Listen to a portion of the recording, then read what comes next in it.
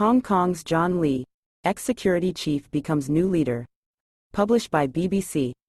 John Lee has been named Hong Kong's new leader, after a closed voting process in which he was the sole candidate. His appointment is being widely seen as a move by the Chinese government to tighten its grip on the city.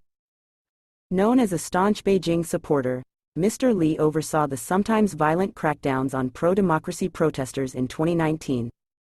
Mr. Lee replaces outgoing Chief Executive Carrie Lam, who had served since 2017. Hong Kong's leaders are selected by a closed-circle committee of around 1,500 members, who are nearly all pro-Beijing loyalists, although this time there was only one contender for them to elect. Mr. Lee, who was the former chief secretary and the city's second highest-ranking official, was always tipped to be the favored replacement for Ms. Lam, who earlier announced that she would not seek a second term in office. John Lee. Who is Hong Kong's new hardline leader?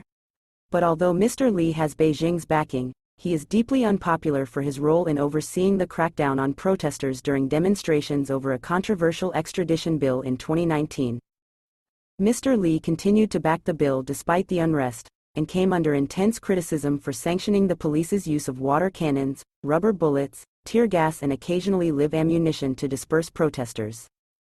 In 2020, he also backed the imposition of a controversial national security law which criminalized most forms of political protest and dissent, and reduced the city's autonomy. Mr. Lee maintained that the law would help restore stability from chaos. He was elevated to the leadership ranks last year, in a sign, analysts said, of Beijing's intention to focus on security in Hong Kong. His role in the implementation of the law led to U.S. sanctions against him and a dozen other officials, and a YouTube block on his 2022 election campaign.